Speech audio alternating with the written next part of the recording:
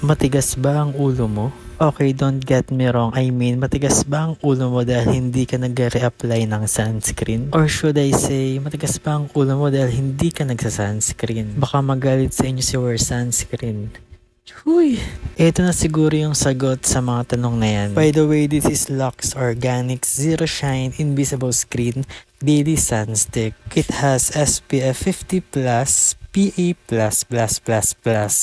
Bongga. So, meron na siyang green tea extract to control the sebum production. It has also licorice extract to brighten our skin. And anti-sebum pea to refine our pores. Perfect talaga pang re-apply yung mga sunstick guys kasi sobrang dali niyang gamitin. And as you can see, ginaglide ko lang siya all over my face.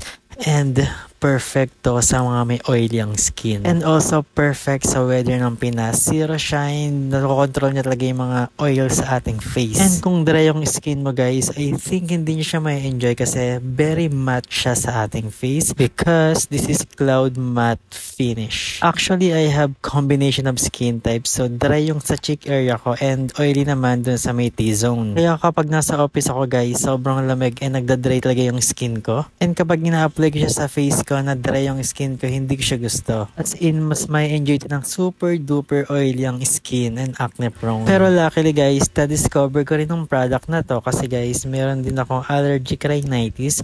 So kahit hindi ka na mag-powder dito, talaga mamamat yung face nyo. Kasi nga guys, diba kapag nag-powder kayo or naalikabukan, basta more on powder, talagang nababahing ako. Kaya kaway-kaway sa mga may allergic rhinitis dyan, comment ka nga sa baba. Kaya malaking tulong din yung sunscreen sa akin. Sobrang nagustuhan ko talaga siya guys kasi sobrang dali niyang gamitin, easy to use, and easy to reapply. Kaya kung naghahanap kayo ng mga sunscreen na pwedeng pang reapply guys, I will super duper recommend this product. At dahil nga pinahinga natin sa buong mukha yung product, of course, kukuha lang kayo ng tissue with alcohol kung maaari para mas hygienic.